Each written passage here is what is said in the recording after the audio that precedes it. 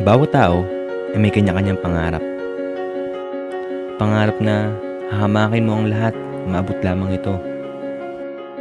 Pero paano nga ba kung magising ka na sa katotohanan na hindi mo na ito maaaring abutin? Ako si Ariel Gabacang, dati ako isang fine arts student. Ako po si Gary Perez. Composer ako songwriter ni Sampaguitas, guitar player din ng Anak Bayan. Hello, I'm Coach Viz Valencia of head coach of St. Vincent School. I'm also assistant of Cebuana Luwilier UE of the PBA D-League. I'm also presently assisting the Meralco Bolts in the PBA.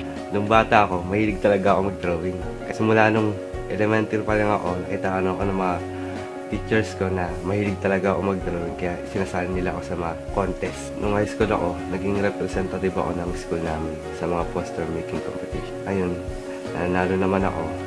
Dahil doon, marami akong nakilalang katulad yung artist. At dahil doon, na-motivate akong mas ideyan pa. I come from a showbiz family. My dad is a famous actor and my mom is a singer. So sa kanya ko nakuha yung music.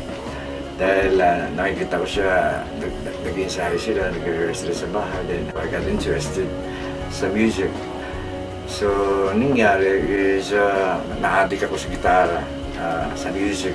So one time, bumalik si Pepe Smith doon. Pagkatapos, kasi watak na pala yung Juan de la Cruz Band. Tapos may nagbalita sa kanya, ito, meron ditong bata na gitarista. So pinuntahan niya ako. Then, pinarinig niya sa akin yung mga compositions niya. Tapos sabi niya nga, he just needed help. Kaya nagja-jamming kami. Yung mga materials niya, na-adliban ko, parang wala nang talagang parang kailangan magsama kami. And then sinabi niya sa akin, meron siyang recording contract. So sa akin, yun ang yung epitome of my dreams, you know. I started playing basketball when I was at grade 3. So I played for the Milo SBP, the Small Basketeers of the Philippines, for Ateneo de Manila. And then I played also 1 year for the UAAP, for the juniors of Ateneo. And then when I transferred, I was able to also to play. I was also part of the RP national team, youth team. So we played in Las Vegas, also in Taiwan. We also went to Australia.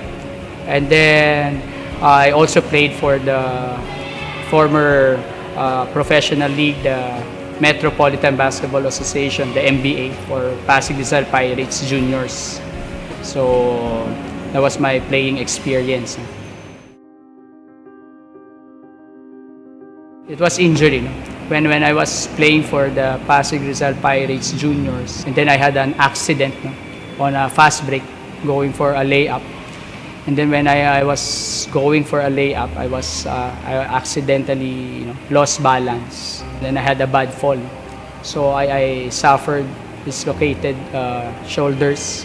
The doctors saw that I had an option. They were asking me to undergo operation because of the damage na nangyari. That was when I had to stop playing because I was really limited. I cannot even carry very light weights or dumbbells man lang. I was stopped of doing that.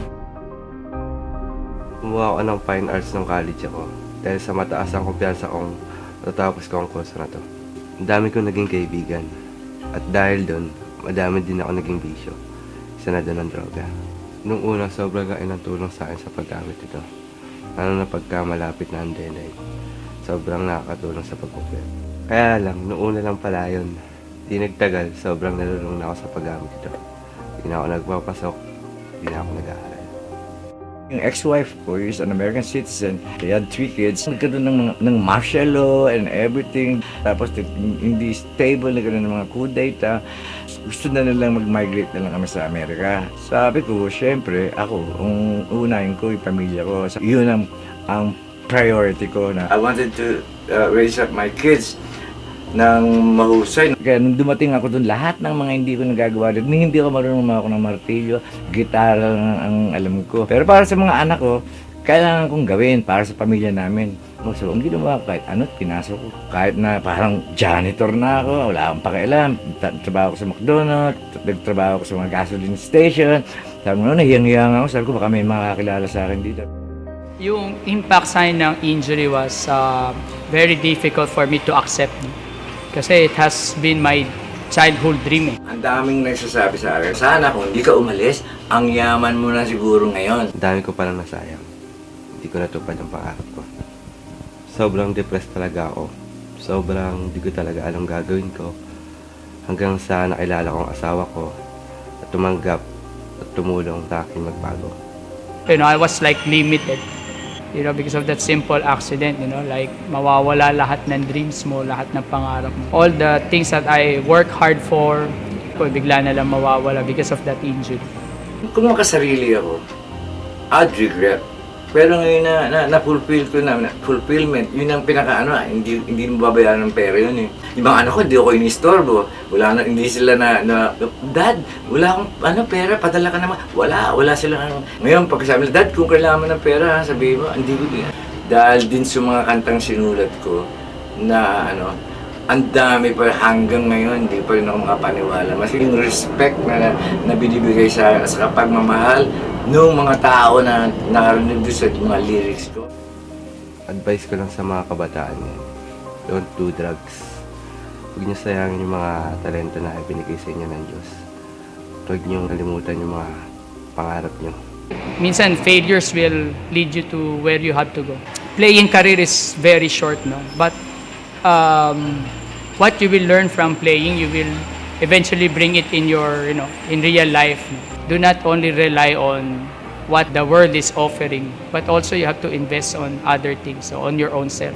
The pain that I experienced because of the injury and I have to stop playing, that was the one that helped me, became a better person. That gave me the experience to make the right decisions and to become successful.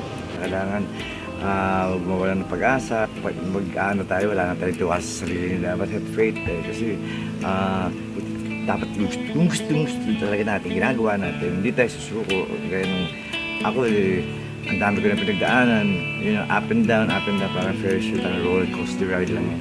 Pero hindi ako sumusuko dahil ito yung binigay sa akin ng Diyos na alam ko na meron akong mission na pabahagi at i-share sa